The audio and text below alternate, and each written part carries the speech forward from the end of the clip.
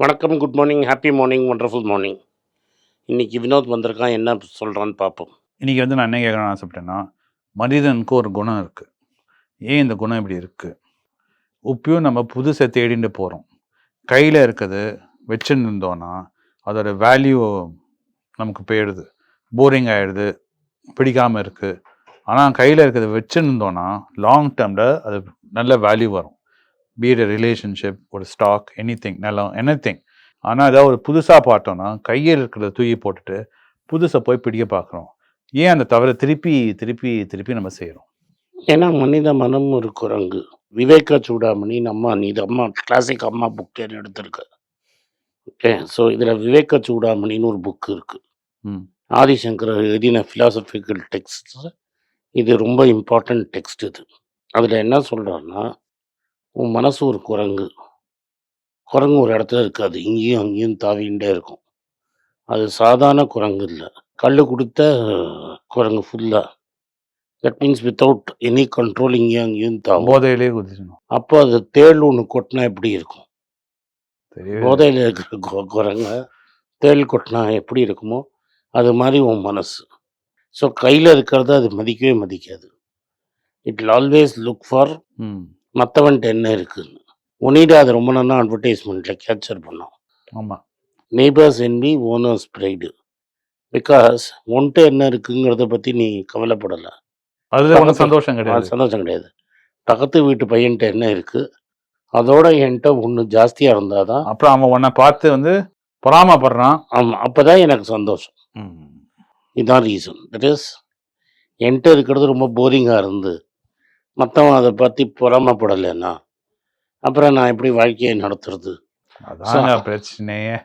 நீ என்ன கிராட்டிஃபிகேஷனை விடவே முடியல. கிராட்டிஃபிகேஷன் இல்லை பாஸ், இது கிராட்டிஃபிகேஷன் இஸ் நாட் உனக்கே சாட்டிஸ்ஃபை ஆனால் போகிறது. எங்களுக்கு கிராட்டிஃபிகேஷன் தானே. அந்த இன்னும் நான் என்ன பார்த்து என்னோட புது ஃபோனை பார்த்து அவன் பொறாமையாக பண்ணணுமே. ஆமாம், அந்த குப்பை ஃபோன் இருக்கு, என்கிட்ட பல இந்த ஃபோன் ஒன்று இருக்கு. அவன் அதை பார்த்து பொறாமையா இருந்தா தானே. நான் அந்த புது ஃபோன் எதுக்கு பேக்கெட் எதுக்கு ஒழிச்சு வச்சுப்பேன்? தெருவில் நடக்கும்போது எல்லாருக்கும் கலன்னு காமிக்கணும். எல்லாரும் அதை பார்த்து ஐயோ ஐயோ ஐயோன்னு மனசை போட்டு அடிச்சுக்கணும். அதை பார்த்து அஃபோர்ட் பண்ணாதவன் அதை வாங்கணும். கரெக்ட். இஎம்ஐயில் போட்டு மாட்டணும். கரெக்ட். அப்போதான் எங்களுக்கு சந்தோஷமா இருக்கும். ஸோ இந்த மற்றவனை பார்த்து சூடு போட்டுக்கிறது தான் மனித இயல்பு. எனக்கு அது தேவையா, எனக்கு தேவை இல்லையா அப்படின்னு கிடையாது. இதனால தான் இப்போ நீ ரீசெண்டாக இந்தியன் கிரிக்கெட் டீமை பார்த்துருக்கியான்னு எனக்கு தெரியாது. இல்லை, நான் பார்க்கறதில்ல. அப்போ நான் டைமே கிடையாது. நாட் தி மேட்சஸ், யார் டீமுக்குள்ளே வரான்னு நீ பார்த்துருக்கியான்னு. முன்னெல்லாம் எப்படின்னா ஒரு ராஜா வீட்டு பையன் தான் வருவான். ஆமாம், first Indian team was full of princes. அப்புறம் பணக்கார வீட்டு பசங்க வந்து நின்றாங்க. அப்புறம் அப்பர் மிடில் கிளாஸ் வீட்டு பசங்க வந்து நின்றாங்க. ஆனால் இன்றைக்கி ஜெயிக்கிறவன் தான் நீ பார்த்தேன்னா டி நட்ராஜன், வாஷிங்டன் சுந்தர், யூபியில் கேஸ் சிலிண்டர் போடுற ரிங்கு சிங்குன்னு அவனோட பையன், ஆட்டோ ஓட்டுறவனோட பையன், ஆட்டோ ஓட்டுறவனோட பேரன், இவன்லாம் தான் வரான்.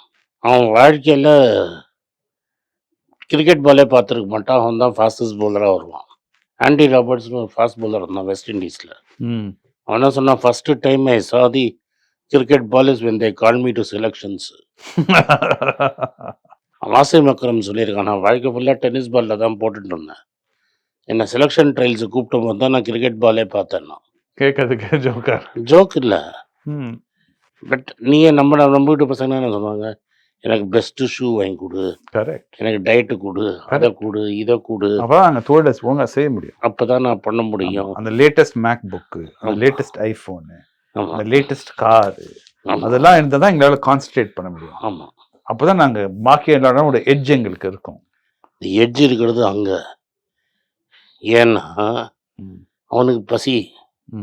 ஏன்னா அவன் போடலைன்னா அவன் அடுத்த வேளை சோறு கிடைக்காது.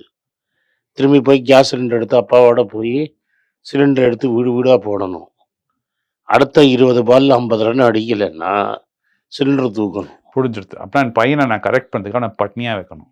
இனிமேல் அருணுக்கு நான் சாப்பாடு போடாமல் வைக்கணும். அருணை நான் காய விட்டேன். ஜோக்கு சொல்ல இல்லை, நானும் சீரியஸாக சொல்கிறேன். அதான் தெரியுது.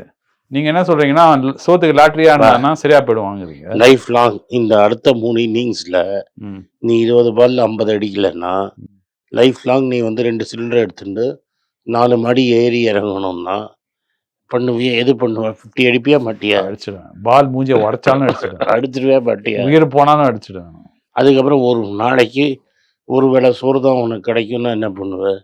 என்ன கேட்குறியோ பண்ணிடுவேன். எங்க வீட்ல 5 பேரு. அப்பா ஆட்டோ ஓட்டி தான் எங்கள சப்போர்ட் பண்ணா எனக்கு என்ன கிடைக்கும்? அந்த ஃபாஸ்ட் பவுலிங்ல உனக்கு ஒரு ஆப்பர்ச்சுனிட்டி. நீ கரெக்ட்டா ஆட்டா லைஃப் செட்டில்டு. என்ன பண்ணுவ நீ? இதுதான் முகமது ஷாமியோட கதை, சிராஜோட கதை, ஜஸ்பிரித் பும்ராவோட கதை. அது ஒத்துக்கிறேன் நான். ஆனா சில பசங்க என்ன பண்ணிடுறாங்கன்னா, இதே ஒரு ரீசனா சொல்லி தவறான வழியில போறாங்களே, அது ஏன் அப்புறம்? பாஸ் இந்த எட்ஜ் இருந்தா தான் நீ ஜெயிப்ப. ம். எட்ஜ் இருக்கிறவன்லாம் ஜெயிக்கணும்னு அவசியம் கிடையாது.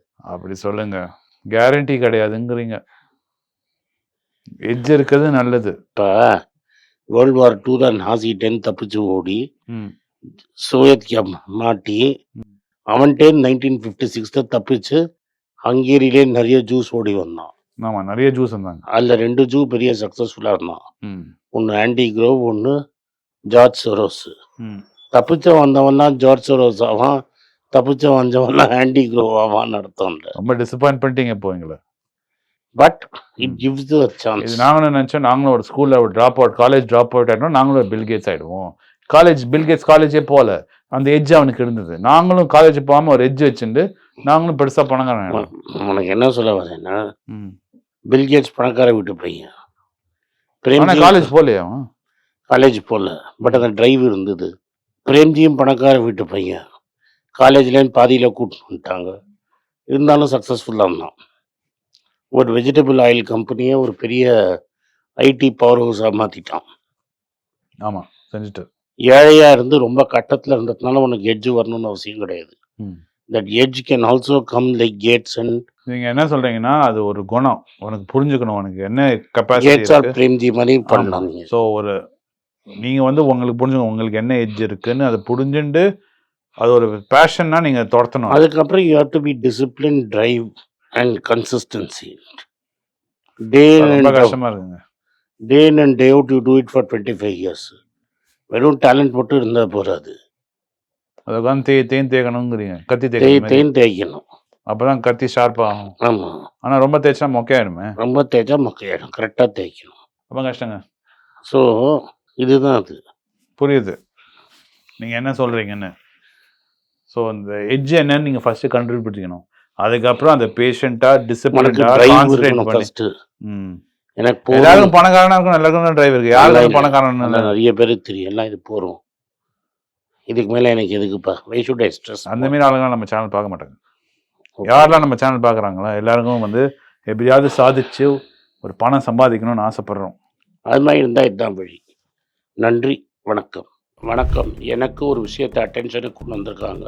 என்னோட ஏஐ ஜென்ரேட்டட் இமேஜை பார்த்து யாரோ ட்ரேடிங்க்கு பணம் கொடுத்து ஏமாந்துருக்காங்க. ப்ளீஸ், உங்களுக்கு நான் பல தடவை சொல்லிட்டேன், இப்பவும் சொல்கிறேன், நான் யார்கிட்டையும் பணம் டைரெக்டாக வாங்குறது இல்லை, அப்பாயின்மெண்ட் பார்க்குறதே கிடையாது. அதனால் என்னை பார்க்கலான்னு யாராவது காசு கேட்டாங்கன்னா இல்லைன்னு சொல்லிவிடுங்க. அடுத்தது ஒரு இமெயில் ஐடி இருக்குது, அதில் போட்டால் எங்கள் டீம் கான்டாக்ட் பண்ணுவாங்க. அது டைம் ஆகுதுன்னா வினோதோட இன்ஸ்டாகிராம் அக்கௌண்ட்டில் வினோத்தை மெசேஜ் பண்ணுங்க. அவன் என் தம்பி, அதுலேயும் அவன் காசு கேட்க மாட்டான். காசு கேட்குறாங்கன்னா ஏமாறுறீங்க. யார் என்ன சொன்னாலும் கம்பெனிக்கு செபி அல்லது ஐஆர்டிஏ அல்லது ஆர்பிஐ ரெஜிஸ்ட்ரேஷன் இருக்கணும்.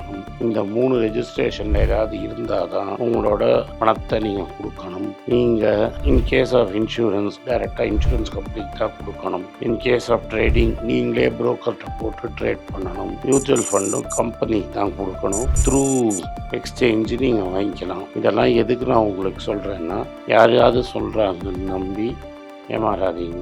உங்களுக்காக நான் ட்ரேட் பண்ண முடியாது, அது இல்லீகல். நான் ட்ரேடும் பண்ணுறது கிடையாது. அதனால் ட்ரேடிங் ப்ராஃபிட் பண்ணி தரேன்னு சொல்கிறது ஏமாத்தல். எனக்கு ட்ரேடிங் பண்ண தெரியாது. என் பேரை சொல்லி ட்ரேட் பண்ணி உங்களுக்கு ப்ராஃபிட் ஷேரிங்னா ஃப்ராடு, ஏமாற்றம். நான் யார்கிட்டையும் காசு கேட்கல, கேட்கவும் மாட்டேன்.